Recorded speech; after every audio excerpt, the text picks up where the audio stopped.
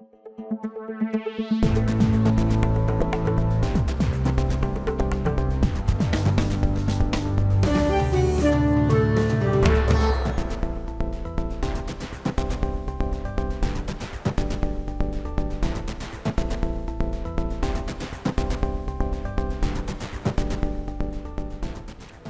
এখন জনপদে। পুরো আয়োজনে আপনাদের সাথে আছি আমি ইসরাত মুক্তি।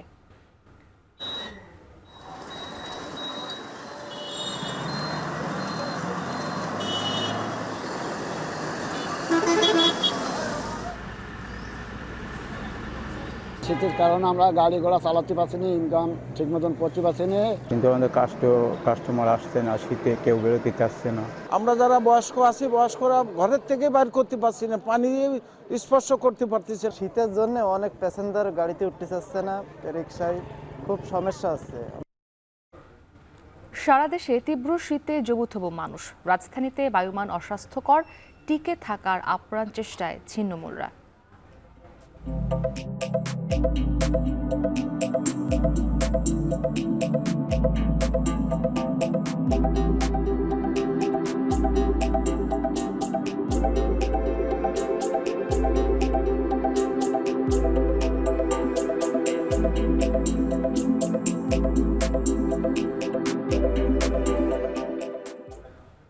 এখন জনপদে নিয়ে রয়েছে বিস্তারিত। শিক্ষা প্রতিষ্ঠানে মাদক নির্মূলে দেশে প্রথমবারের মতো চট্টগ্রাম বিশ্ববিদ্যালয়ে ডোপ টেস্ট শুরু। মাদক নেয়ার প্রমাণ পেলে পরিচয় গোপন রেখে করা হবে কাউন্সেলিং। এখন জনপদে এ নিয়ে রয়েছে বিস্তারিত। তবে শুরুতেই সারা দেশের আবহাওয়ার খবরাখবর জানাতে চাই। নামছে তাপমাত্রার পারদ, তীব্র হচ্ছে শীত, ঘন কুয়াশার সঙ্গে উত্তরের হিমেল হাওয়ায় জবুথবু সারা দেশ। অনেক এলাকায় বইছে মৃদু শৈত্যপ্রবাহ, এতে সবচেয়ে বিপাকে ছিন্নমূল ও খেটে খাওয়ারা। এমন অবস্থায় সারা দেশেই বেড়েছে শীতজনিত রোগ, যাতে সবচেয়ে বেশি আক্রান্ত হচ্ছেন শিশু ও বৃদ্ধরা। তবে অনেক স্থানে রয়েছে শয্যা, নার্স ও চিকিৎসক সংকট, যাতে ব্যাহত হচ্ছে সেবা। এদিকে ঘন কুয়াশায় বেলা গড়ালেও অনেক স্থানে মিলছে না সূর্যের দেখা। কোথাও কোথাও দিনের বেলাতেও হেডলাইট জ্বালিয়ে চলাচল করছে যানবাহন।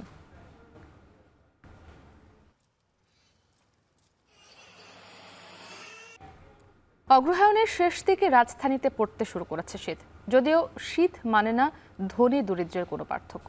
শীত নিবারণের জন্য নতুন পোশাক আর প্রসাধনী কিনতে একদিকে বিপণী বিতানে ভিড় করছেন উচ্চবিত্তরা, আর অন্যদিকে তাদের সাহায্য পানেই চেয়ে আছে সুবিধা বঞ্চিত মানুষ। সমাজবিজ্ঞানীরা বলছেন, রাষ্ট্রীয় সকল সুরক্ষার বাইরে থাকা মানুষের জীবনযাপন দিনকে দিন কঠিন হয়ে পড়ছে। বৈষম্যহীন বাংলাদেশ গড়ার স্বপ্ন বাস্তবায়ন করতে হলে রাষ্ট্রের পাশাপাশি বাড়তে হবে ব্যক্তি পর্যায়ের উদ্যোগও। রাব্বি হোসেনের প্রতিবেদন, ছবি তুলেছেন ইখতিয়ার মাহমুদ।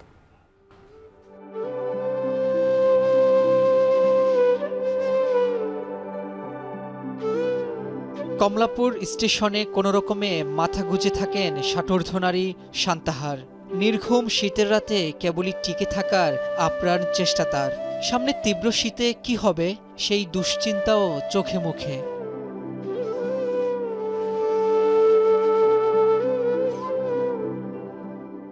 স্টেশনে ঠাঁই পাওয়া তার মতো বাস্তুহারা এই মানুষেরা জানে শীতের রাত আর শোবে সাদিকের দূরত্ব কতটা দীর্ঘ।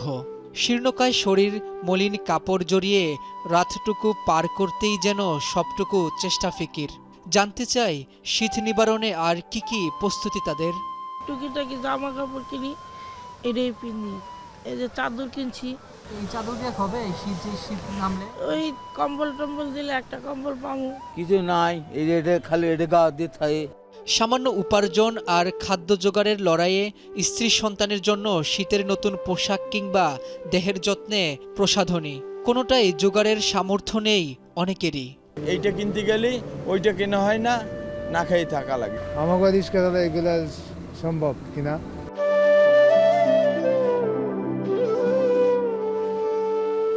সব মিলিয়ে বাস্তবতা এটাই, সামর্থ্যবান কেউ যদি হাত বাড়িয়ে না দেয় তাহলে ছিন্নমূল হতদরিদ্র এই মানুষের টিকে থাকার লড়াইয়ে শীত নিবারণ করা কোনোভাবেই সম্ভব নয়। যদিও সমাজের অন্য প্রান্তের চিত্র এমন নয়।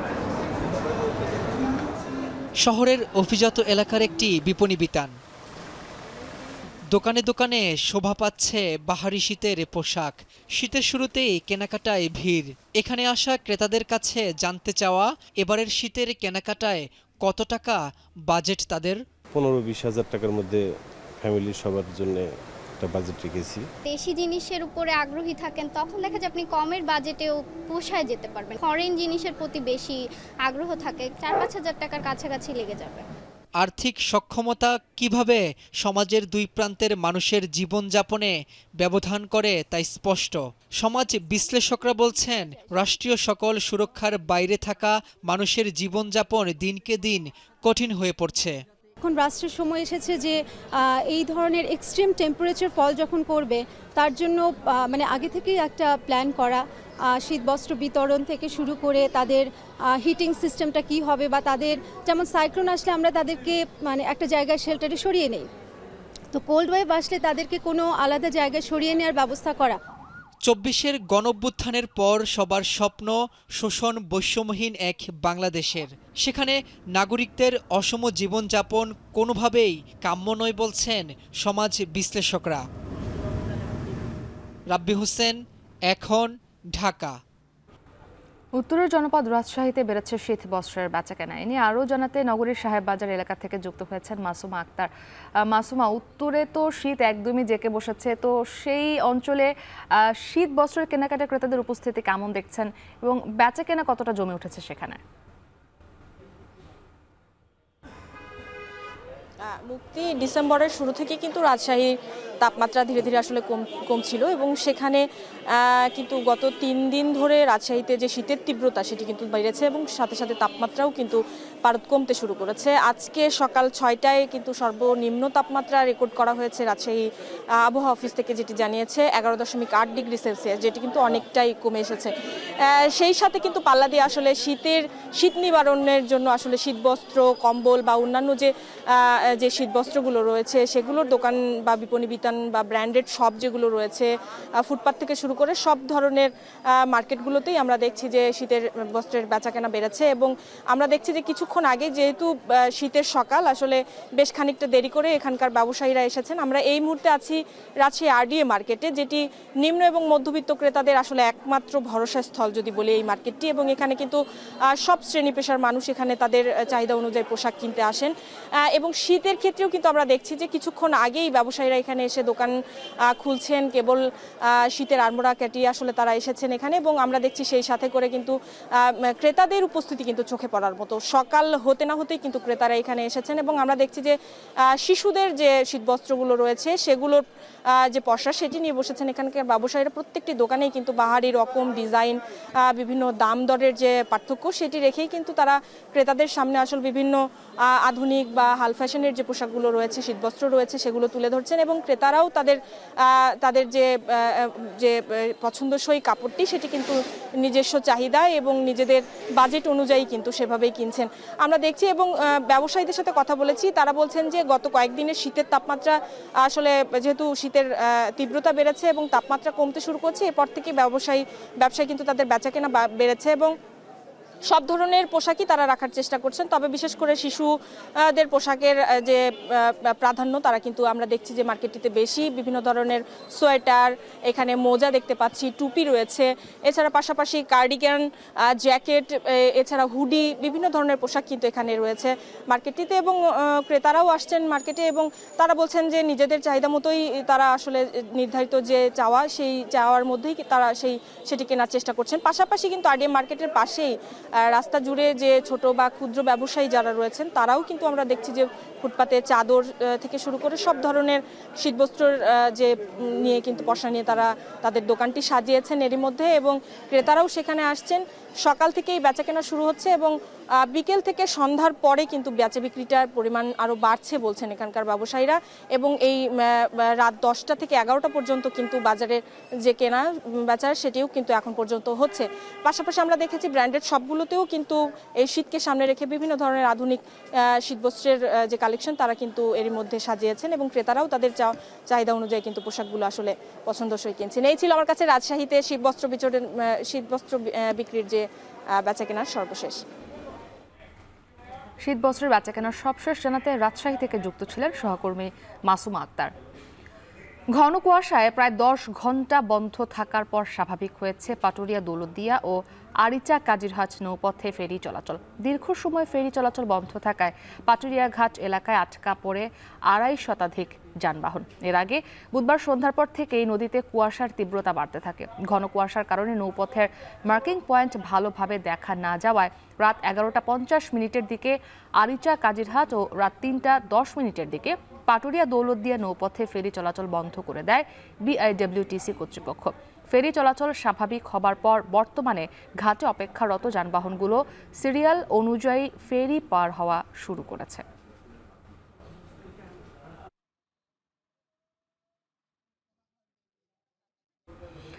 সিলেটের ভোলাগঞ্জ রেলওয়ে বাংকার থেকে কয়েক রাতেই লুট হয়েছে শত কোটি টাকার সম্পদ। পুরো এলাকা তছনছ করে মাটি খুঁড়ে লুট করা হয়েছে কোটি টাকার পাথর। 60 থেকে 70 কোটি টাকার রেল সম্পদের মালামাল লুট হয়েছে। দিনে অভিযান দেয়, রাতে চলে যায়, তো রাতে ওনারা আসেন এইসব এটা খেয়ে নেয়। আমরা আমাদের স্থানীয় ছাত্রদের নিয়ে আমরা মানে ধাওয়া দিয়ে আমরা 2 জন করে ধরতে সক্ষম হই। কিছু কিছু অবকাঠামো যেটা ক্ষতিগ্রস্ত হয়েছে আপনারা দেখলেন, সেগুলো আমরা পুনর্নির্মাণ করে দিব। শিক্ষা প্রতিষ্ঠানে মাদক নির্মূলে দেশে প্রথমবারের মতো চট্টগ্রাম বিশ্ববিদ্যালয়ে শুরু হচ্ছে শিক্ষার্থীদের ডোপ টেস্ট। এজন্য যুক্তরাষ্ট্র থেকে আনা হয়েছে উন্নত মানের কিট। এটিতে ধরা পড়বে 5 ধরনের মাদক। তবে কর্তৃপক্ষ বলছে কোনো শিক্ষার্থীর মাদক নেওয়ার প্রমাণ পাওয়া গেলে শাস্তি নয়, পরিচয় গোপন রেখে করা হবে কাউন্সেলিং। শোয়েব রহমানের প্রতিবেদন।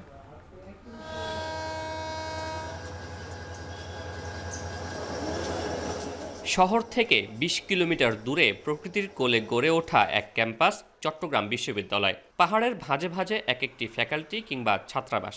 নয়নাভিরাম এই ক্যাম্পাস শাটলের হুইসেলে আড়মোড়া ভেঙে জেগে ওঠে। দিনভর 26,000 টগবগে তাজা প্রাণের পদচারণায় মুখর থাকে। কিন্তু তারপরও কোথাও কোথাও এই আশা জাগানিয়া ক্যাম্পাসের আলো কেড়ে নিতে চায় অন্ধকার। এই বিশ্ববিদ্যালয়ের আনাচে কানাচে মাদকের কালো থাবা। মাদকের থাবায় নষ্ট হয়েছে অনেক মেধাবীর সুন্দর ভবিষ্যৎ কিংবা মা বাবার স্বপ্ন। বিশ্ববিদ্যালয় প্রশাসনই এমন অর্ধশতাধিক স্থান চিহ্নিত করেছে যেখানে মাদক সেবন হয়। শিক্ষার্থীদের পাশাপাশি কর্মকর্তা কর্মচারী এমনকি বহিরাগতরাও মাদক গ্রহণ করে। হলগুলোতে নানা সময়ে অভিযানে উদ্ধার হয় মাদক। এসব কর্মকাণ্ড বিশ্ববিদ্যালয়ের সুনাম যেমন ক্ষুণ্ণ করেছে, তেমনি শিক্ষার পরিবেশও করেছে নষ্ট। এমন বাস্তবতায় বিশ্ববিদ্যালয়ের মেডিকেল সেন্টারে চালু করা হচ্ছে শিক্ষার্থীদের ডোপ টেস্ট এর ব্যবস্থা, যা দেশের কোনো বিশ্ববিদ্যালয়ে এবারই প্রথম। মূলত ইউরিন বা প্রস্রাব পরীক্ষা করেই ফলাফল জানা যাবে। 5 ধরনের মাদক শনাক্ত করা যাবে এ পরীক্ষায়। এটা হলো অ্যাম্ফেটামিন, ওপিয়েট, অ্যালকোহল, ক্যানাবিস আর হলো আমাদের বেনজোডাইজেপিন গ্রুপের ইয়াগুলো নিয়ে আমরা এখানে টেস্টটা করব। 5টা প্যারামিটার যেটা গভর্নমেন্ট অ্যাপ্রুভ করা আছে। হ্যাঁ, এই টেস্টের জন্য চায়না কিটের বাইরে উন্নতমানের কিট আনা হয়েছে যুক্তরাষ্ট্র থেকে। ডোপ টেস্টে শিক্ষার্থীদের জন্য ফি নির্ধারণ হয়েছে 350 টাকা। ফলাফল প্রাপ্তির পর কোনো শিক্ষার্থীর শরীরে মাদক শনাক্ত হলে তাকে কাউন্সেলিংয়ের মাধ্যমে মাদক থেকে দূরে সরিয়ে আনা হবে। এক্ষেত্রে তার পরিচয়ও রাখা হবে গোপন। আমরা অবশ্যই চাইব এর মধ্যে দিয়ে একটা কনসিয়াসনেস, অ্যাওয়ারনেস ডেভেলপ করবে, যাতে করে ভবিষ্যৎ প্রজন্ম এই প্রশাসনের মাধ্যম দিয়ে একটা খবর পায় যে এই বিশ্ববিদ্যালয়ে আর কখনো কোনোদিনই মাদক চলবে না। চবির 12টি আবাসিক হলের শিক্ষার্থীদের পর্যায়ক্রমে ডোপ টেস্টের আওতায় আনা হবে। আগামী 1.5 থেকে 2 মাসে এ প্রক্রিয়া সম্পন্ন করার পরিকল্পনা করেছে বিশ্ববিদ্যালয় প্রশাসন। প্রথম পর্যায়ে শুধু আবাসিক শিক্ষার্থীদের ডোপ টেস্ট করানো হবে। পরবর্তীতে এর আওতা বাড়ানোর পরিকল্পনা আছে প্রশাসনের। প্রাথমিক পর্যায়ে ছাত্রদেরকে দিয়ে শুরু হয়েছে, ধীরে ধীরে এটি ছাত্রী, আমাদের কর্মকর্তা কর্মচারী, এমনকি যদি আমরা বোধ করি যে আমাদের পারিপার্শ্বিকতা আমাদেরকে বলছে আমাদের শিক্ষকদেরও কারো কারো টেস্ট করানোর প্রয়োজন হতে পারে, সেই বিষয়গুলো আমাদের বিবেচনা অবশ্যই থাকবে। শিক্ষার স্বাভাবিক পরিবেশ বজায় রাখতে এমন উদ্যোগকে সাধুবাদ জানিয়েছেন সাধারণ শিক্ষার্থীরা। অতীতের কালো অধ্যায় মুছে সুন্দর পরিবেশ নির্মাণের এমন উদ্যোগে সর্বাত্মক সহযোগিতার কথা বলছেন তারা। সেই সাথে শিক্ষার্থীদের পাশাপাশি বিশ্ববিদ্যালয় পরিবারের সবারই ডোপ টেস্ট করানো উচিত বলেও মন্তব্য করেন তারা। শিক্ষা এবং মাদক দুইটার অবস্থান 2 মেরুতে, সুতরাং একজন শিক্ষার্থী কোনোভাবে মাদকের সাথে সম্পৃক্ত থাকতে পারে না। প্রশাসনের এই সঠিক সিদ্ধান্তকে আমরা সাধারণ শিক্ষার্থীরা স্বাগত জানাই এবং এটা একটা সুস্থিতিশীল এবং একটা শান্তিপূর্ণ ক্যাম্পাস গড়তে এটা একটা সহায়ক ভূমিকা পালন করবে। ক্যাম্পাসে আবার দখলদারিতে রাজনীতি শুরু হয়ে যেন এই মাদকের অভয়ারণ্য ক্যাম্পাস হতে না পারে, সে বিষয়ে প্রশাসন তার জায়গা থেকে কার্যকর পদক্ষেপ গ্রহণ করবে, এটাই প্রত্যাশা। চট্টগ্রাম বিশ্ববিদ্যালয়ে 48টি বিভাগ ও 6টি ইনস্টিটিউট রয়েছে। প্রতি বছর এসব বিভাগ ও ইনস্টিটিউটে ভর্তি করানো হয় প্রায় 5,000 শিক্ষার্থী। নবীন যারা ভর্তি হবেন আবাসিক হলে বরাদ্দ পেতে তাদেরও ডোপ টেস্ট করানোর কথা বলছে বিশ্ববিদ্যালয় প্রশাসন। শোয়েব রহমান, এখন, চট্টগ্রাম। এ বিষয়ে আরও জানাতে বিশ্ববিদ্যালয়ের মেডিকেল সেন্টার থেকে আমাদের সঙ্গে যুক্ত হয়েছেন সহকর্মী ফায়সাল করিম। ফায়সাল, শিক্ষার্থীদের ডোপ টেস্ট কখন শুরু হয়েছে জানাবেন? এখন পর্যন্ত কতজন শিক্ষার্থী নমুনা জমা দিয়েছেন? সেই সঙ্গে এই যে ডোপ টেস্টের যে সিদ্ধান্তটি নেওয়া হয়েছে এই বিষয়ে শিক্ষার্থীদের প্রতিক্রিয়া কেমন?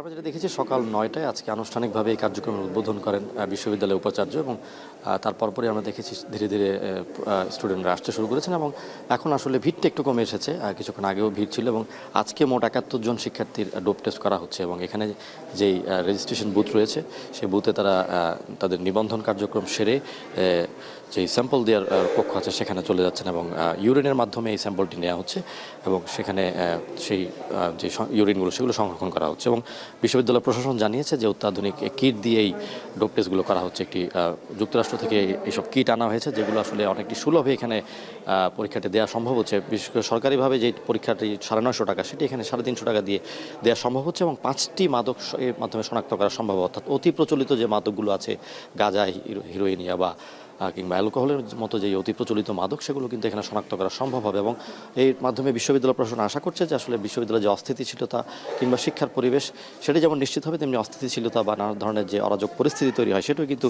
হলগুলোকে ঘিরে অনেকটাই কমে আসবে বলে তারা আশা করছেন। এবং আগামী 2 মাস ধরে এই কার্যক্রম চলবে। মোট 29,000 শিক্ষার্থী আছে চট্টগ্রাম বিশ্ববিদ্যালয়ে এবং হলগুলোতে রয়েছে 8,000 শিক্ষার্থী। তাদের প্রত্যেককেই টেস্টের আওতায় আনা হবে এবং একে একে প্রত্যেকটি হলেই এই কার্যক্রম উদ্যোগ নেওয়া হবে এবং প্রথমে এফ রহমান হল এবং পর্যায়ক্রমে আরও যে অন্যান্য হলগুলো আছে সেগুলোতে শিক্ষা কার্যক্রম এই যে পরীক্ষা কার্যক্রম সেটি চালানো হবে এবং বিশেষ করে এই কার্যক্রমের আওতা থেকে কিন্তু নারীদেরকেও বাধ্য হবে এবং নারীদের যে হলগুলো আছে সেগুলোতেও কিন্তু এই কার্যক্রম চালানো হবে। এবং আমরা দেখেছি যে আসলে এখানে মিশ্র প্রতিক্রিয়া রয়েছে শিক্ষার্থীদের। তারা এখানে এসে তাদের এই স্যাম্পলগুলো দেওয়ার পাশাপাশি তারা যেটি আশা করছেন যে আসলে মাদককে ঘিরে যেই অস্থিতিশীল পরিবেশ হলগুলোতে দেখা যায় সেই হলগুলোতে সেই পরিবেশ কিন্তু অনেকটাই কমে আসবে। এবং আমরা আসলে এখন যেটি দেখছি যে শিক্ষার্থীরা একে একে এসে এখানে তাদের যে নমুনা সেটি জমা দিচ্ছেন এবং স্বাক্ষর করে তাদের কার্যক্রম সম্পন্ন করছে এবং 3 থেকে 4 মিনিটের মধ্যে আসলে পুরো প্রক্রিয়াটি সম্পন্ন হচ্ছে বলে আমরা দেখছি। এবং এখানে যারা শিক্ষার্থী আছেন তাদের মধ্যে এক ধরনের আগ্রহ আছে, উৎসাহ আছে, কারণ প্রথম আসলে এই ধরনের কোনো কার্যক্রমে তারা অংশ নিচ্ছেন, সুতরাং তাদের অভিজ্ঞতাটা একেবারেই প্রথম এবং তারা আসলে এটিকে সাধুবাদ জানাচ্ছেন যে আসলে তারা আশা করছেন যে এর মাধ্যমে শিক্ষার্থী এই চট্টগ্রাম বিশ্ববিদ্যালয়ের যে অস্থিতিশীল বা অরাজক পরিবেশ সেটা অনেকটাই কমে আসবে। এবং বিশ্ববিদ্যালয় প্রশাসন জানিয়েছে যে আসলে এই কার্যক্রম চালানোর জন্য তারা যেই ধরনের আর্থিক প্রস্তুতি কিংবা যে ধরনের একাডেমিক প্রস্তুতি সেগুলো যেমন নেওয়া হচ্ছে এবং এই টেস্টে যদি কেউ পজিটিভ হয় তাকে কিন্তু প্রথমে হল থেকে তার বরাদ্দ বহিষ্কার করার পাশাপাশি যেখানে এক ধরনের কাউন্সেলিং করা হবে বলে তারা জানিয়েছে। মুক্তি। চট্টগ্রাম বিশ্ববিদ্যালয়ের মেডিকেল সেন্টার থেকে আমাদের সঙ্গে যুক্ত ছিলেন সহকর্মী ফায়সাল করিম। প্রতিষ্ঠার এক দশকেও রাঙামাটি মেডিকেল কলেজের স্থায়ী ক্যাম্পাস হয়নি। শিক্ষা কার্যক্রম ও শিক্ষার্থীদের বাসস্থান সহ যাবতীয় কার্যক্রম ভাড়া ভবনে। নানামুখী সংকটে আধুনিক ও মানসম্মত শিক্ষা ব্যবস্থা থেকে বঞ্চিত মেডিকেলের শিক্ষার্থীরা। কর্তৃপক্ষের দাবি ইতিমধ্যেই ডিপিপি পাঠানো হয়েছে মন্ত্রণালয়ে, তবে অগ্রাধিকার ভিত্তিতে প্রকল্পটি দ্রুত অনুমোদনে সরকারের হস্তক্ষেপ চেয়েছেন শিক্ষক, শিক্ষার্থী ও পাহাড়ের বাসিন্দারা।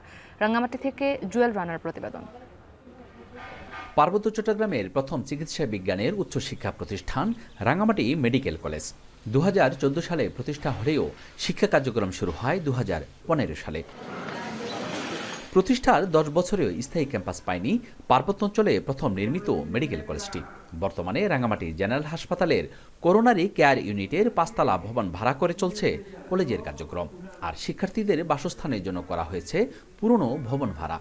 আধুনিক ল্যাব, ক্লাসরুম, লাইব্রেরি, শিক্ষক কর্মচারীদের আবাসন ব্যবস্থা না থাকায় ব্যাহত শিক্ষা কার্যক্রম। ক্লাসরুমের জন্য অনেক সময় বাইরে দাঁড়িয়ে থাকা লাগে, আমাদের কনফারেন্স রুমটাকে ক্লাসরুম হিসেবে ব্যবহার করা লাগতেছে। 75 জনের জন্য যে সিট আর 50 জনের জন্য যে সিট সেটা আসলে সেম রাখা হয়েছে। 75 জন আসার পরেও সিট বাড়ানো হয় না। সাবজেক্ট ওয়াইজ কোনো টিচার নাই, থার্ড ফেজের ক্ষেত্রে হচ্ছে কি আমাদের ফার্মা কলেজে মাত্র একজন টিচার। অন্যান্য মেডিকেলে যেভাবে ওরা প্র্যাকটিক্যাল প্র্যাকটিস করতে পারছে বা ওরা ওই জিনিসটাতে নিজেকে ডেভেলপ করছে, আমরা সেভাবে পারছি না আমাদের স্কিল ডেভেলপ করতে। অস্থায়ী ক্যাম্পাসের অদূরেই প্রায় 26 একর জমির অধিগ্রহণ সহ মাস্টার প্ল্যান ও ডিপিপি নিয়ে 2017 সাল থেকে স্বাস্থ্য অধিদপ্তর ও রাঙ্গামাটি গণপূর্তের মধ্যে শুরু হয় চিঠি চালাচালি। কিন্তু আমলাতান্ত্রিক জটিলতায় ভবন নির্মাণ কাজ বিলম্ব হওয়ায় 2019 সালে আন্দোলনে নামেন শিক্ষার্থীরা। 5 বছর আগের সেই আশ্বাসের বাস্তবায়ন না হওয়ায় চলতি বছরের 11 সেপ্টেম্বর ফের রাজপথে নামেন শিক্ষার্থীরা, কিন্তু তাতেও মেলেনি ফল। প্রথমত এই সমস্যা হচ্ছে ক্লাসরুম, দ্বিতীয়ত সমস্যা হচ্ছে আমাদের টিচারদের বসার জায়গা নেই। আমাদের এখন 80-এর কাছাকাছি শিক্ষক আছেন, বসার জায়গা খুব কম। এই দুটো সমস্যা, প্লাস ছাত্রীদের হোস্টেল নেই। হোস্টেল না থাকাতে এখন ওদের পুরাতন কতগুলো ভবনে ওদের রাখতে হচ্ছে, তাতে করে ওদের স্বাস্থ্য ঝুঁকি তৈরি হচ্ছে। তাছাড়া শিক্ষকদের থাকার কোনো কোয়ার্টার নেই। এর আগে ডিপিপি পাঠানো হলেও কিছু সংশোধনী থাকায় তা ফেরত পাঠায় প্রাক প্রকল্প মূল্যায়ন কমিটি। ফলে নতুন করে মন্ত্রণালয়ে সংশোধিত চূড়ান্ত ডিপিপি পাঠানোর দাবি গণপূর্ত বিভাগের। এখানকার এলাকাবাসী চিকিৎসা বঞ্চিত হচ্ছে বা মেডিকেল কলেজের ছাত্ররা তাদের ক্যাম্পাস না থাকার কারণে যে শিক্ষা খাতে তাদের ক্ষতিগ্রস্ত হচ্ছে, হল পাচ্ছে না বা পরিবেশ পাচ্ছে না পড়াশোনা, এইটুকু বলা ছাড়া আসলে আমাদের এন্ড থেকে এই কথাগুলো বেশ কয়েকবার বলা হয়েছে। রাঙ্গামাটি মেডিকেল কলেজ ও নার্সিং কলেজ স্থাপন শীর্ষক প্রকল্পের ডিপিপি সম্প্রতি পৌঁছেছে স্বাস্থ্য মন্ত্রণালয়ে। সেখান থেকে পরিকল্পনা কমিশন হয়ে একনেকে পাশ হলেই আলোর মুখ দেখবে রাঙ্গামাটি মেডিকেল কলেজের স্থায়ী ক্যাম্পাস। তাই পাহাড়ের উচ্চশিক্ষার পথকে সুগম করতে প্রকল্পটি দ্রুত বাস্তবায়নে সরকারের হস্তক্ষেপ চেয়েছেন শিক্ষক, শিক্ষার্থী ও পাহাড়ের মানুষেরা। জিয়াউর রহমান জুয়েল, এখন রাঙ্গামাটি।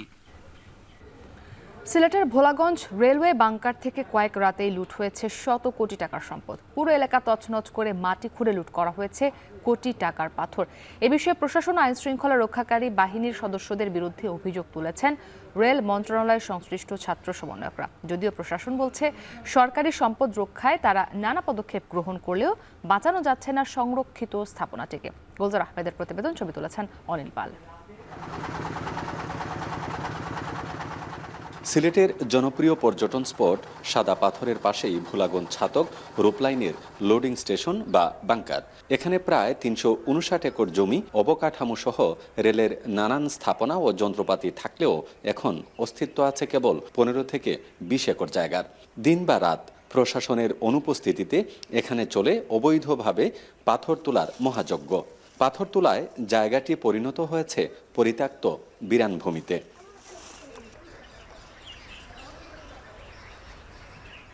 বিগত কয়েকদিনে এত লুটপাট হয়েছে যে এখন সংরক্ষিত এই এলাকায় মাটি আর বালি ছাড়া কিছুই নেই। স্থানীয়রা বলছেন প্রশাসনের গাফিলতিতেই এমনটা হয়েছে।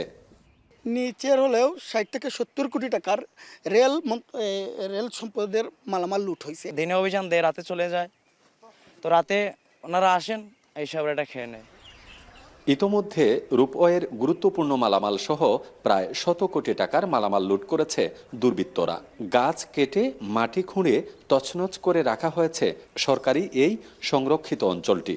সম্প্রতি পরিবেশ ও সরকারি সম্পদ রক্ষায় পদক্ষেপ গ্রহণে জেলা প্রশাসনের সাথে সংরক্ষিত এলাকা পরিদর্শন করেছেন বৈষম্য বিরোধী আন্দোলনের কয়েকজন প্রতিনিধি।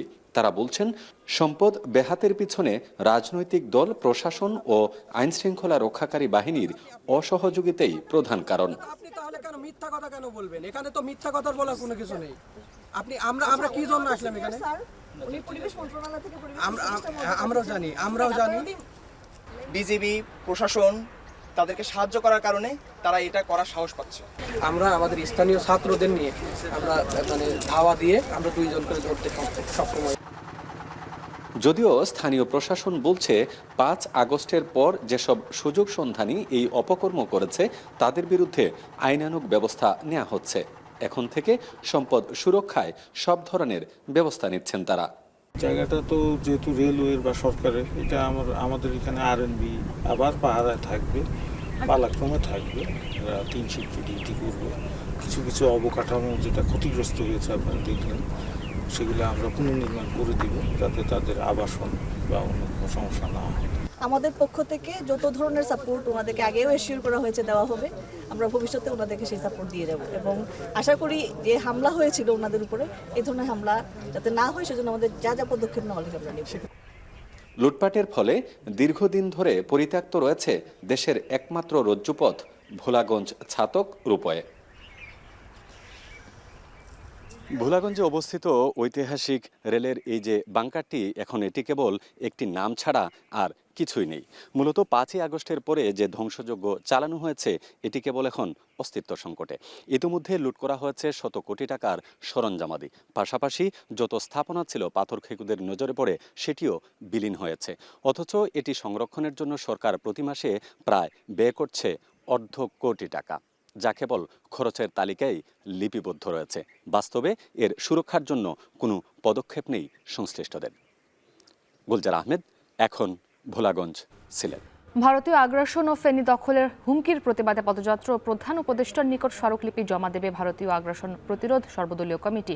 এ নিয়ে আলোচনাতে জেলা প্রশাসকের কার্যালয়ের সামনে থেকেই যুক্ত হয়েছেন সুলাইমান ডালিম। পদযাত্রার স্মারকলিপি দেওয়ার বিষয়ে বিস্তারিত জানাবেন। সম্প্রতি ভারতের একটি বেসরকারি টেলিভিশনে বাংলাদেশের ফেনীকে বাংলাদেশের চিকেন নেক নামে উল্লেখ করে 5 মিনিটে এই ফেনীকে দখলের যে উদ্যোক্তপূর্ণ আচরণ দেখানো হয়েছে সেই আচরণের প্রতিবাদে এবং ভারতের আগরতলায় বাংলাদেশের হাইকমিশনে হামলা, সর্বোপরি বাংলাদেশের এবং বাংলাদেশের প্রতি ভারতের যে আগ্রাসী মনোভাব সেই মনোভাবের প্রতিবাদে ফেনীতে ফেনীবাসী তাদের যে আন্দোলন সেই আন্দোলন করছে। সকাল থেকেই আমরা দেখেছি যে ফেনীর যে শহীদ মিনার সেই শহীদ মিনারে তারা জড়ো হয়ে তারা সর্বদলীয় যে আন্দোলন সেটি করছে। ফেনীবাসীর যে দাবি সেটি হচ্ছে যে ভারত যে আগ্রাসী মনোভাব পোষণ করছে সেই মনোভাব থেকে ভারতের ফিরিয়ে আসা উচিত, কারণ ভারতের সাথে বাংলাদেশের যে বন্ধুত্বপূর্ণ সম্পর্ক ছিল সেটি বজায় রাখা উচিত। ফেনী একটি গুরুত্বপূর্ণ অঞ্চল, এই অঞ্চলকে দখল করার যে পায়তারা ভারত দেখিয়েছে, যে গুরুত্বপূর্ণ আচরণ ভারতের যে টেলিভিশনে দেখানো হয়েছে সেটিকে নিন্দার সাথে ফেনীবাসী প্রত্যাখ্যান করেছে এবং ফেনীবাসী বলেছে যে ভারতকে এই বিষয়ে আনুষ্ঠানিকভাবে ক্ষমা চাওয়া উচিত। আর অন্তর্বর্তীকালীন সরকারের প্রধান যে উপদেষ্টা রয়েছে ডক্টর ইউনূসের কাছে ফেনীর জেলা প্রশাসক সাবিল ইসলামের মাধ্যমে কিন্তু স্মারকলিপি প্রদান করেছে। ফেনীর যে সর্বদলীয় যে ভারত বিরোধী আগ্রাসন বিরোধী যে পদযাত্রা সেটি সকাল 10টা থেকে শুরু হয়েছে। ফেনীর যে প্রায় 5 শতাধিক মানুষ কিন্তু শহরের টাঙ্গুর থেকে শুরু করে জেলা প্রশাসন কার্যালয় পর্যন্ত পদযাত্রায় অংশগ্রহণ করেন। তো এই ছিল ফেনী থেকে আমার কাছে আজকের কর্মসূচির সর্বশেষ। সুলাইমান ডালিম যুক্ত ছিলেন। চাঁদপুরের বাজারে কমেছে আলু, পেঁয়াজ, আদা সহ ডিমের দাম, তবে 8 টাকা বেড়ে প্রতি লিটার সয়াবিন তেল বিক্রি হচ্ছে 175 টাকায়। এ নিয়ে আরও জানাতে শহরের ওয়ারলেস বাজার থেকে যুক্ত হয়েছেন তালহা জুবায়ের। তালহা, বাজারে কোন পণ্যের দাম কতটা কমলো জানাবেন, একই সঙ্গে সয়াবিন তেলের দাম বৃদ্ধির কারণ কি দেখছেন সেখানে? আসলে গেল 2-3 সপ্তাহ যাবত কিন্তু চাঁদপুরের বাজারগুলোতে বেশ সয়াবিন তেলের সংকট ছিল, যার কারণে কিন্তু যারা নিত্য পণ্যের এই পণ্যটি পাওয়ার জন্য মানুষজনকে বেশ বিপাকী করতে হয়েছে। তবে সবশেষ যখন সরকার নির্ধারিত 8 টাকা বাড়িয়ে দিয়েছে তারপর থেকে কিন্তু বাজারে বেশ সরবরাহ রয়েছে সয়াবিন তেলের এবং এখন পর্যাপ্ততা রয়েছে, অর্থাৎ সয়াবিন তেলের দাম বাড়ার পরে কিন্তু বাজার স্বাভাবিক হয়েছে। এবং আমি বিক্রেতাদের সাথে কথা বলে যেটা জানতে পেরেছি, এখন 1 লিটার সয়াবিন তেল বিক্রি করা হচ্ছে 175 টাকা দরে। তাছাড়া অন্যান্য যে নিত্যপণ্য রয়েছে তার মধ্যে আলু কেজি কিন্তু কেজিতে 5 টাকা কমে বিক্রি করা হচ্ছে 70 টাকা দরে। এবং অন্যতম একটি অনুষঙ্গ মানুষের প্রাথমিক জীবনের যে ডিম রয়েছে তা কিন্তু 5 টাকা কমে কিন্তু হারলিতে 45 টাকা দরে বিক্রি করা হচ্ছে।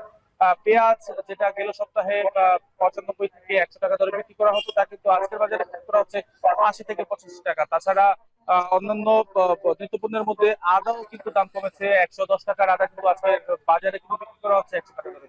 তো আসলে যে নিত্যপণ্যের যে সমস্ত পণ্যগুলো রয়েছে সেখানে কিন্তু দাম আগে থেকে যেই পরিমাণে বেড়েছে তবে সেই পরিমাণে কিন্তু দাম কমেনি। তো তারপরেও যেই দাম কমায় 5 টাকা কিংবা 10 টাকা দাম কমায় কিন্তু মানুষজনের মধ্যে কিছুটা স্বস্তি প্রকাশ করছে। তবে তারা বলছেন যে তাদের যে বাজেট রয়েছে তাও কিন্তু তাদের এই পণ্যের দাম ঊর্ধ্বমুখী থাকার কারণে কিন্তু তাদের বাজার করতে এসে হিমশিম খাওয়া লাগছে। তবে তারা বলছেন যে যদি নিয়মিতভাবে বাজার মনিটরিং করা হয় এবং নিত্যপণ্যের দাম যদি স্বাভাবিক পর্যায়ে রাখা যায় তাহলে কিন্তু আসলে তাদের জন্য মঙ্গলজনক বলে কিন্তু তারা মন্তব্য করছেন। এবং বিক্রেতারা বলছেন আসলে সরবরাহ বাড়ার কারণে কিন্তু পেঁয়াজ কিংবা রসুন ডিমের দাম কিন্তু আগের তুলনায় কিছুটা কমেছে বলে তারা মনে করছেন, এবং সরবরাহ যদি অব্যাহত থাকে বৃদ্ধি থাকে তাহলে কিন্তু দাম আরো কমবে বলে তারা বলছেন। তো সবকিছু মিলে এই ছিল আমার চাঁদপুর থেকে নিত্যপণ্যের সবচেয়ে সংবাদ। দালহা জুবায়ের যুক্ত ছিলেন চাঁদপুর থেকে। শীতের প্রভাবে সাগর ও নদ নদীতে কমেছে মাছ সরবরাহ, কমায় কেজিতে 50 থেকে 200 টাকা পর্যন্ত বেড়েছে দাম। এ নিয়ে আরো জানাতে পটুয়াখালীর পৌর বাজার থেকে যুক্ত হয়েছেন জসিম পারভেজ। জসিম, মাছের দাম বৃদ্ধির বিষয়ে ক্রেতা এবং বিক্রেতারা কি বলছেন এবং দাম নিয়ন্ত্রণে কোনো ব্যবস্থা নেওয়া হচ্ছে কি সেখানে? মুক্তি, আসলে আপনি যথার্থই বলেছেন। শীত জেঁকে বসেছে উপকূলীয় অঞ্চলে, সে কারণে কিন্তু মাছের বিচরণ নদ নদী এবং সমুদ্রে অনেকটাই কমেছে। সেই বিচরণ কমায় কিন্তু জেলেদের জালেও মাছের ধরা কম পড়ছে। একই সঙ্গে পুকুর সহ অন্যান্য যে জলাশয় রয়েছে সেই জলাশয়েও কিন্তু মাছের বিচরণটা কম, সে কারণে মাছ বেশি সরবরাহ হচ্ছে না, দামও চড়া রয়েছে। আজ কলাপাড়া পৌরসভার এই যে পৌর মার্কেট রয়েছে সেই মার্কেটে এখানে 50 থেকে 200 টাকা বেড়েছে প্রতি কেজি মাছে। তো এখানে আজকে যে 1 কেজি ওজনের যে ইলিশ তা আজ বেচা বিক্রি হচ্ছে 1650 থেকে 1700 টাকা, এবং 800 থেকে 900 গ্রাম ওজনের যে ইলিশ তা আজ বেচা বিক্রি হচ্ছে 1350 থেকে 1450 টাকা, এবং 700 থেকে 700 গ্রাম ওজনের যে ইলিশ তা 150 টাকা বেড়ে বিক্রি হচ্ছে 1350 টাকা, এবং পোয়া মাছ 50 টাকা বেড়ে প্রতি কেজি বিক্রি হচ্ছে 200 টাকা। এছাড়া যে রুই কাতল সেগুলো কিন্তু প্রতি কেজিতে 50 টাকা বেড়ে বিক্রি হচ্ছে 200 টাকা প্রতি কেজি। এছাড়া যে বগ্নি মাছ রয়েছে তা 100 টাকা বেড়ে বিক্রি হচ্ছে 400 টাকা প্রতি কেজি, এবং কোরাল মাছ বিক্রি হচ্ছে 200 টাকা বেড়ে 800 টাকা প্রতি কেজি। এছাড়া যে পাঙ্গাস মাছ রয়েছে সে পাঙ্গাস বিক্রি হচ্ছে 30 টাকা বেড়ে 180 টাকা প্রতি কেজি বিক্রি হচ্ছে, এবং তেলাপিয়া বিক্রি হচ্ছে 250 টাকা, এখানে বেড়েছে প্রতি কেজিতে 50 টাকা। এছাড়া সবচেয়ে বেশি দাম বেড়েছে চিংড়ি মাছ, নিত্য প্রয়োজনীয় যে চিংড়ি, সেই চিংড়ি প্রকার ভেদে 800 টাকা প্রতি কেজিতে বেড়েছে, 200 টাকা বেড়েছে প্রতি কেজিতে। এখানকার যে ভোক্তারা বলেছেন যে এই এখন যে শুষ্ক মৌসুমে মাছের সরবরাহ কম থাকায় দাম অনেকটাই চড়া রয়েছে, এতে তাদের হাঁসফাঁস খেতে হচ্ছে, কিন্তু অনেকেই অস্বস্তি প্রকাশ করেছেন। এবং বিক্রেতারা বলছেন যে জেলেদের জালে মাছ কম দেখা দেয়, তাদের সরবরাহ কমেছে, সে কারণে মাছের দামটা বেড়েছে। এখানকার ব্যবসায়ীরা বলছেন যে পাইকারি দরে যে দাম রয়েছে সেটি খুচরা পর্যায়ে আরো 50 থেকে 100 টাকা বেশি দরে বেচা বিক্রি হচ্ছে। এই ছিল আমার কাছে সবশেষ। মুক্তি। জসিম পারভেজ যুক্ত ছিলেন পটুয়াখালীর পৌর বাজার থেকে। মেহেরপুরে আগাম জাতের শিম চাষ করে লাভবান হচ্ছেন চাষিরা। আবহাওয়া অনুকূলে থাকায় শিমের বাম্পার ফলন ও বাজারে ভালো দাম থাকায় খুশি তারা। প্রতি বিঘা জমি থেকে খরচ বাদ দিয়ে লাখ টাকা পর্যন্ত লাভ করতে পারেন চাষিরা। চলতি মৌসুমে মেহেরপুর জেলায় প্রায় 300 হেক্টর জমিতে আগাম জাতের শিমের আবাদ হয়েছে বলে জানান সংশ্লিষ্টরা। মুজাহিদ আল মুন্নার প্রতিবেদন।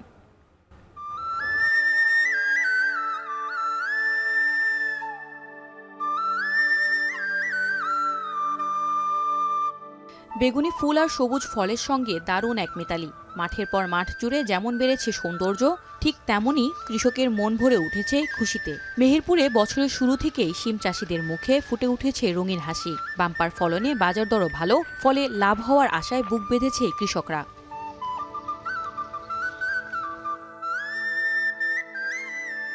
শীতের সবজির মধ্যে অন্যতম সিম। অন্যান্য ফসলের চেয়ে কম খরচে বেশি লাভ হওয়ায় দিন দিন সিম আবাদে ঝুঁকছেন চাষিরা। প্রতি বিঘা সিম চাষে খরচ হয় মাত্র 15 থেকে 20 হাজার টাকা, আর বিক্রি হচ্ছে 1,20,000 টাকা থেকে শুরু করে 1.5 লাখ টাকা পর্যন্ত। সিম 1 বিঘা জমিতে 1 লাখ টাকা বেচা কেনা হয়ে গেছে, আর মনে করেন 50,000 টাকা হবে আশা করি। যে সিমের ভুঁই মানে শ্রম দিতে পেরেছে তার দেখা যাচ্ছে 1 লাখ টাকা হয়েছে, 1.5 লাখ টাকা হয়েছে। এবছরে সিমের দাম হিসাবে ভালো, এই কারণে মোটামুটি ভালোই বেচা কেনা করছি। মোটামুটি সিম আমাদের আবহাওয়া ভালো জন্য এটা ভালো আছে, দামও ভালো, বেচা কেনা ভালো হয়েছে। এখান থেকে সিম ঢাকা, চুয়াডাঙ্গা, সিলেট, বাংলাদেশের প্রায় সব জেলায় যায়, সব জেলায় মোটামুটি চাহিদা ভালো আছে। মেহেরপুর জেলা কৃষি সম্প্রসারণ অধিদপ্তর জানান, চলতি মৌসুমে প্রতি হেক্টরে সিম উৎপাদন হয় 13 মেট্রিক টন করে। সেই হিসেবে চলতি মৌসুমে মেহেরপুরে প্রায় 4,000 মেট্রিক টন সিম উৎপাদন হওয়ার আশা। এখানে বন্যামুক্ত এলাকা হয়, আমাদের সবসময় ফসল ভালো হয়ে থাকে। শাকসবজি, বিশেষ করে শাকসবজি, ফলমূল, বিভিন্ন ফসলই ভালো হয়ে থাকে। আমাদের সিমের উৎপাদনও ভালো ছিল, প্রায় হেক্টর প্রতি 12-13 মেট্রিক টন, এবং বর্তমানে দামও ভালো, 100 টাকার উপরে কেজি। চাষিরা পাচ্ছে, চাষিরা দিন দিন এই সিম চাষে আগ্রহী হচ্ছে। গত 5 বছর ধরে মেহেরপুরে বাণিজ্যিকভাবে চাষ হচ্ছে আগাম জাতের সিম। এতে অর্থনৈতিক সচ্ছলতার পাশাপাশি দেশের সবজি উৎপাদনে নতুন সম্ভাবনার দ্বার খুলেছে মেহেরপুর। এখন মেহেরপুর। শত বছরের বেশি সময় ধরে বাঁশ দিয়ে ঝুড়ি বানানো হয় ফরিদপুরের মল্লিকপাড়ায়। শতাধিক পরিবারের সংসার চলে এই কাজ করেই। তবে ভালো দাম না পাওয়ায় হতাশ কারিগররা। তাদের দাবি, বাজার সম্প্রসারণ আর ন্যায্য মূল্য পেলে লাঘব হবে অর্থনৈতিক দৈন্যতা। মফিজুর রহমান শিপনের তথ্য ছবিতে বিস্তারিত। ফরিদপুরের ঈশান গোপালপুর ইউনিয়নের চাঁদপুর মল্লিকপাড়া গ্রামের সব পরিবারই ঝুড়ি তৈরির সঙ্গে যুক্ত। যুগের পর যুগ ধরে তারা এই কাজ করছে। বাড়ির সব বয়সী মানুষই দিনভর এই কাজ করেন। ঝুড়িগুলো ভালো মানের হওয়ায় চাহিদাও বেশি। বিভিন্ন স্থানের পাইকাররা এই গ্রামে এসে চাহিদা মতো ঝুড়ি কিনে নিয়ে যান বিক্রির জন্য। ঝুড়ি তৈরিতে ব্যবহার করা হয় তল্লা বাঁশ। প্রতিটি বাঁশের দর 120 থেকে 150 টাকা। একটি বাঁশ দিয়ে 2 থেকে 4টি ঝুড়ি তৈরি হয়। আকার ভেদে প্রতিটি ঝুড়ি 90 টাকা থেকে 300 টাকায় বিক্রি করা যায়। কারিগররা বলছেন, কাঁচামালের দাম বাড়লেও বাড়েনি ঝুড়ির দাম। উৎপাদিত পণ্যের যথাযথ দাম না পাওয়ায় হতাশ তারা। আমাদের এই জায়গা তৈরি হয় আজ বিগত 90 থেকে 100 বছর ধরে। বাপদাদার ই থেকে তৈরি হয়। আমার বাপও বানায়, আমরাও বানাই, ফ্যামিলিগত সবাই। বুমড়ি মারি, গিরা গাড়ি সব পরিষ্কার করে তারপরে বাঁশ ফাইরে বেতি বানাই। বেতি বানার সাইডে একটু রোদি শুকানো লাগে। আগে যেরকম এটা আয়ন হইতো, এখন একটু খরচ পথে বাঁশ দিয়ে কঞ্চি দিয়ে বানাই, এটার দাম অনেক বেশি। হে আন্দাজ আমরা জাকার দাম পাই না। বাঁশ কঞ্চি মেলা দাম, তারপরে এগুলো কাম করে পুষায় না। দাম ধরেন 150, এগুলো 150 করে। গোবরা জাকা 80-90, 1.5 দেয় 90 টাকা। তবে ক্ষুদ্র ও কুটির শিল্পের সঙ্গে যুক্ত কর্মীদের সব ধরনের সহায়তা ও প্রশিক্ষণের ব্যবস্থা করছে বিসিক। আমরা ক্ষুদ্র কুটির শিল্প খাতের উদ্যোক্তা চিহ্নিত করে তাদেরকে প্রশিক্ষণ এবং তাদের উৎপাদিত পণ্য বাজারজাতকরণে সহযোগিতা করে থাকি। যারা প্রশিক্ষণ নিচ্ছে তাদেরকে আমরা কোনো না কোনোভাবে বিসিকের নিজস্ব ফান্ড এবং বিভিন্ন ব্যাংকের মাধ্যমে আমরা ঋণ প্রদানের সহযোগিতা করে থাকি। সংশ্লিষ্টরা বলছেন, অবস্থা বিবেচনায় ক্ষুদ্র ঋণের ব্যবস্থা করা গেলে এবং প্লাস্টিক ব্যবহার কমিয়ে বাঁশের ঝুড়ির ব্যবহার বাড়ানো গেলে উপকৃত হবেন কারিগররা। এখন ফরিদপুর। এই ছিল এখন জনপদের আয়োজনে। এখন টেলিভিশন ওয়েবসাইটে দেখতে ভিজিট করুন www.ekon.tv। এছাড়া ফেসবুকে দেখতে ভিজিট করুন facebook.com/tv.ekon এবং ইউটিউবে সরাসরি দেখতে চোখ রাখুন youtube.com/c/ekonTV-তে।